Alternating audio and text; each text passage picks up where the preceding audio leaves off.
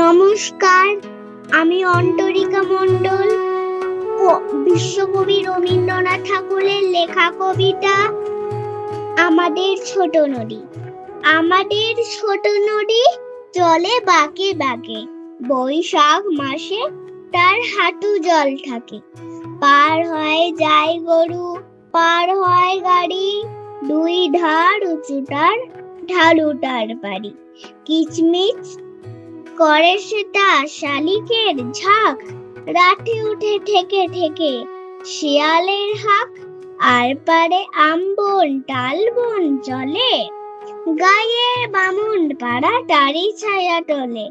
তীরে তীরে ছেলে মেয়ে নাহিবার গালে, গামছায় জল ভরি গায়ে তারা ঢালে। সকালে বিকালে কবু নাওয়া হলে পরে, আঁচলে ঝাঁকিয়া তারা ছোট মাছ ধরে।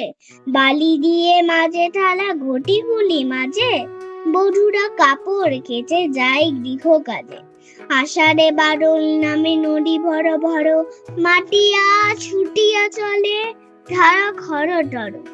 মহাবেগে কলকল কোলাহল ওঠে, ঘোলা জলে পাকগুলি ঘুরে ঘুরে ছোটে। দুই কূলে বনে বনে পড়ে যায় সারা, বর্ষার উৎসবে জেগে ওঠে পাড়া।